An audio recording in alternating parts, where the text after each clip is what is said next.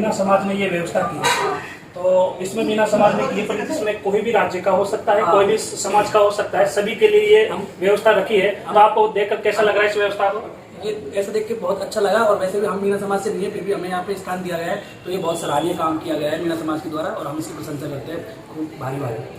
सोए थे तो ऐसी व्यवस्था प्लेटफॉर्म पे कोई नहीं सोए, इन लोगों के लिए व्यवस्था करनी चाहिए। तो ये व्यवस्था मीना समाज ने की है, और कोई भी राज्य का हो, ऑल इंडिया में कोई से भी राज्य का हो, कोई भी समाज का हो, सबके लिए व्यवस्था है। तो ये मीना समाज की है। तो आपको कैसा लग रहा है, महसूस हो रहा है? मेरे को बहुत अच्छा महसूस हो रहा है, क्योंकि यहाँ पर आने के बाद ऐसा लग रहा है जैसे घर पर ही हूँ मैं। क्योंकि अगर बाहर आते हो ना तो वहाँ पर रूम रेंट पर लेना, खाने की व्यवस्था करना, तो बहुत सारा पैसों का खर्च होता है। और रेलवे में जो भी ग्रुप बी से लग के आ रहे हैं, उनकी फैमिली इतनी स्ट्रॉन्ग नहीं कि उनके पास इतने पैसे कि होटल पे रूम ले ले। जो व्यवस्था है मीना समाज के द्वारा की गई है यहाँ पर, वो बहुत सराहनीय है, और ये जो गरीबों के बच्चों के लिए बहुत ज्यादा फ्रूटफुल है। क्योंकि नमस्कार दोस्तों, आज मैं इंडियन रेलवे किसान यूट्यूब चैनल पर आप लोगों को जो वीडियो लेकर आ रहा हूँ, जो बताना चाहता हूँ वो है कि भावनगर मंडल में जो 2023 में आने वाले ग्रुप डी के जो लड़के हैं, जो इसका वेरिफिकेशन है, मेडिकल है, उन लोगों के लिए व्यवस्था जो मैं बताना चाहता हूँ, उन लोगों के खाने पीने और सोने की व्यवस्था जब तक नहीं हो जाता, लोगों का मेडिकल वेरिफिकेशन जब तक है, ये क्वार्टर है, और इस क्वार्टर में ये लोग रहेंगे। और पास में ही एक स्टेडियम है, रेलवे कॉलोनी है। तो आप जो भी आप रहते हो राजस्थान में या फिर कोई भी राज्य में, यहाँ पर आ सकते हो और इस व्यवस्था का आनंद ले सकते हो। यहाँ पर आपको खाना मिलेगा सुबह शाम, और आपके पास में डिवीजन और मेडिकल हॉस्पिटल है, तो वहाँ मेडिकल और वेरिफिकेशन होगा। तो हम बातचीत करेंगे इन सभी भाइयों से कि यहाँ पर कैसी व्यवस्था है, जानकारी हम लेंगे। तो चलते हम इन सभी अभ्यर्थियों से हम बात करें।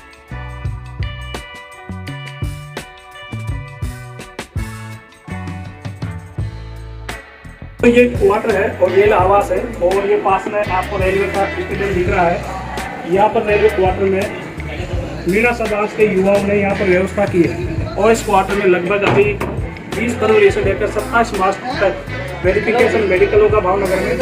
इन अभ्यर्थियों से हम बातचीत करेंगे कि आपको ये व्यवस्था कैसी। इसमें जो मीना समाज ने व्यवस्था की है, वो ऐसा नहीं देखा गया कि राजस्थान का हो, वो भारत के किसी भी राज्य से यहाँ आ सकता है और इस व्यवस्था का आनंद ले सकता है, जब तक उसका वेरिफिकेशन और मेडिकल नहीं होगा। जब तक यहाँ पर खाना सुबह शाम मिलेगा, और सभी तरह की नहाने धोने की रहने की व्यवस्था है। और ये सभी जो है वेरिफिकेशन मेडिकल के लिए भावनगर मंडल में आए हैं, और भी आपको बताते हैं।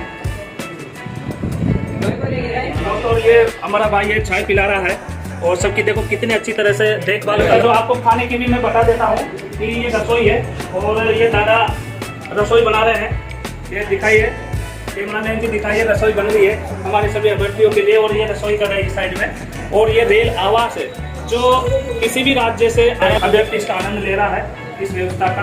तो हम सभी भाई से भी जानने की कोशिश करेंगे। और ये सभी भाई लोग हैं, ये सभी, ये दूसरा रूम है, तो यहाँ पर सभी की व्यवस्था। आप लोगों को कोई दिक्कत है यहाँ पर? अब बराबर आपका जब तक वेरिफिकेशन मेडिकल नहीं होगा, जब तक खाना मिल रहा है ना। और सबसे पहले तो आपका नाम और कहाँ से आए हुए बताइए। नरेंद्र कुमार, राजस्थान। अच्छा, कैसे? खेतड़ी से। और आपकी उम्र कितनी है? 5 साल। तो यहाँ तक जो आपका ग्रुप डी का मेडिकल वेरिफिकेशन हो रहा है, तो इसके लिए आपने कितनी तैयारी की है? 4 साल हो गए। परिवार में कितने भाई बहन? 2 भाई। क्योंकि 3 साल से लगातार 2019 की ये वैकेंसी है, और 3 साल से लगातार ये भाई तैयारी कर रहा है। यही नहीं, इसी तरह से ये भाई है, ये है। आप कहाँ से रहने वाले हो? और आप ग्रुप डी जॉब के लिए वेरिफिकेशन मेडिकल के लिए कहाँ पर आए हो?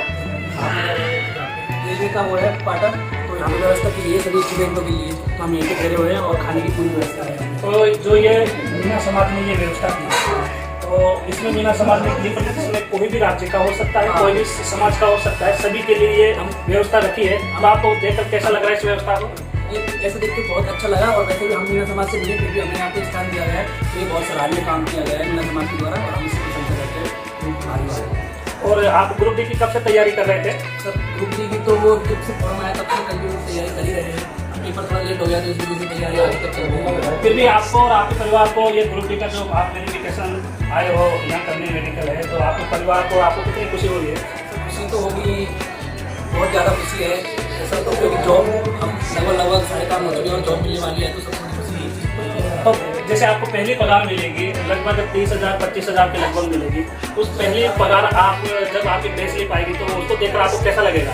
सर बहुत खुशी होगी क्योंकि पहली सैलरी है तो उनके पास आएगी तो बहुत अच्छा लगेगा, और वो है कि पेरेंट्स को दी जाएगी पहली सैलरी। आपका नाम बताइए।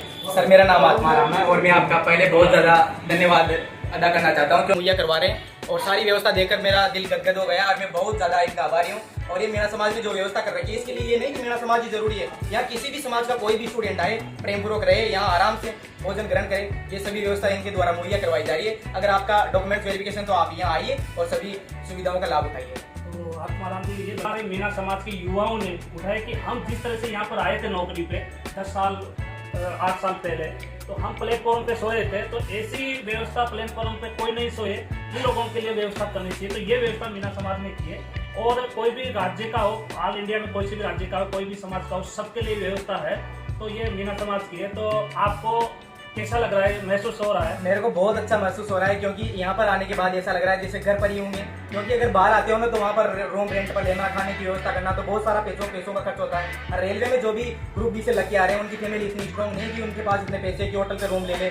जो व्यवस्थाएं मीना समाज के द्वारा की गई है यहाँ पर वो बहुत सराहनीय है, और ये जो गरीबों के बच्चों के लिए बहुत ज़्यादा फ्रूटफुल है। क्योंकि ये आत्माराम जी बता रहे हैं बिल्कुल सही है कि जो मिडिल फैमिली से है और मिडिल से नीचे फैमिली से है, वो लोग के ही परिवार के बच्चे ग्रुप डी में आ सकते हैं।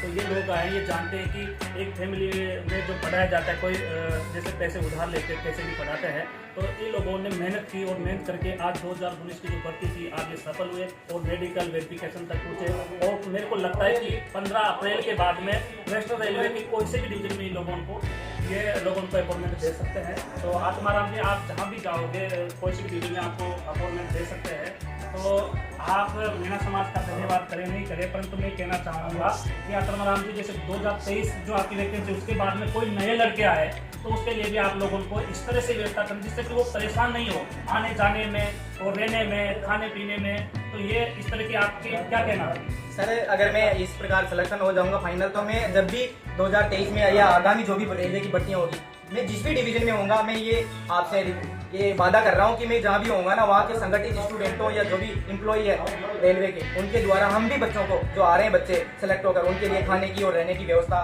मुहैया करवाएं। दोस्तों, यह भावनगर में पहली बार मेडिकल और वेरिफिकेशन हो रहा है। इससे पहले मैंने तो कभी न सुना न देखा, परंतु इस वैकेंसी को लगभग 4 साल के लगभग हो चुका है। परंतु ये अब जो से एग्जाम कराई तो बिल्कुल कम समय में ज़्यादा काम किया जा रहा है कि लोगों को, अभ्यर्थियों को जल्द से जल्द इन लोगों को अपॉइंटमेंट दिया जाए। तो मेरे को लगता है कि 15 अप्रैल के बाद में ही लोगों को कॉल लेकर जाएगा अपनी नौकरी का, अपने स्टेशन और डिवीजन का।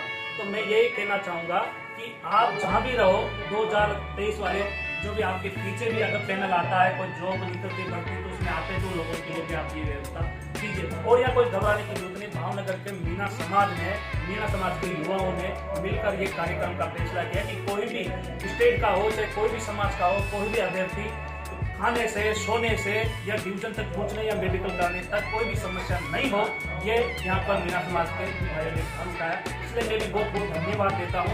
और ये सभी लोग यही बोल रहे हैं कि मीना समाज ने जो प्रोग्राम किया है, यहाँ पर रहने की व्यवस्था की है, वो बहुत ही सराहनीय है। दोस्तों, हम दूसरे रूम में भी बात करेंगे, तो हम चलते हैं दूसरे रूम से। दोस्तों, ये सभी जो भाई है, ये सभी हमारे भाई है, कोई भी समाज का हो, यहाँ समाज नहीं देखा जा सकता, क्योंकि ये रेलवे है। और रेलवे में ऑल इंडिया से कोई भी राज्य से आया हुआ हो, कोई भी समाज का बंधु हो, यहाँ पर हमारा भाई रहता है, हमारा एम्प्लॉई है, हमारा साथी है, हमारे साथ काम करने वाले कर्मचारी है। तो ये जो भाई देख रहे हो आप मेरे पीछे, ये भी हमारे साथी, हमारे सहकर्मी बनने वाले हैं कुछ ही दिनों के बाद में। और दोस्तों, मैं बता दूं कि ये भावनगर मंडल में वेरिफिकेशन मेडिकल के लिए आए हैं, जो 20 फरवरी से लेकर 27 मार्च तक ये वेरिफिकेशन और मेडिकल चलेगा। उसके बाद में 15 अप्रैल के बाद में इन लोगों को ज्वाइनिंग कॉल लेटर भी दे दिया जाएगा। और भावनगर के अलावा वेस्टर्न रेलवे के 6 डिवीजनों में किस जगह पर पोस्ट मिलती है, इन लोगों के लिए ये खास वीडियो रहेगा। और मैं आप सभी से निवेदन करता हूँ कि 27 मार्च तक चाहे आपका वेरिफिकेशन भावनगर में हो,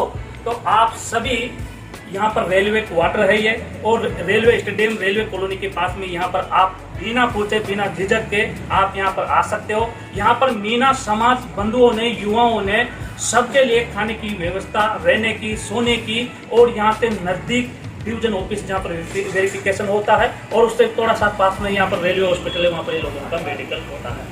जब तक मेडिकल वेरिफिकेशन नहीं होता, इन लोगों भाइयों की व्यवस्था यहाँ पर कर रखी है। अगर ये संख्या 40 से ज़्यादा या 50 से ज़्यादा बढ़ती है तो हमने ये भी देखा है कि दूसरी व्यवस्था भी कर लिया है कि अगर बढ़ते हैं तो लोगों को अलग जगह शिफ्ट कर लिया जाएगा। इससे निवेदन है कि इंडियन रेलवे किसान यूट्यूब चैनल को अगर अच्छा लगा हो ये वीडियो तो शेयर कीजिए और कमेंट कीजिए। आपको इसके लिए कितने पढ़ाई कितनी मेहनत करनी पड़ी इस ग्रुप डी के लिए? तो मतलब इतना कंपटीशन है कि ग्रुप डी के लिए? इसके साथ में एनटीपीसी होता है, उसका लेवल 2 लेवल पढ़ा है। आपने आपकी योग्यता क्या, पढ़ाई क्या कर रखी है?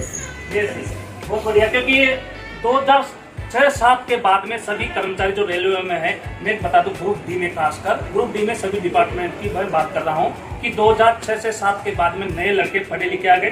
2006 और 7, उसके बाद में 2013, 2016, 2019 और ये बेच आया है जो 2023 का है। तो आपको ये व्यवस्था देखकर कैसा लग रहा है जो मीना समाज ने ये किया है? बहुत अच्छा लग रहा है कि बहुत अच्छी व्यवस्था है, रहने खाने की पूरी व्यवस्था, रहने की घूमने की। आप इस व्यवस्था के बारे में बताइए, आपका नाम बताइए पहले। नरेंद्र कुमार, राजस्थान झुंझुनू से।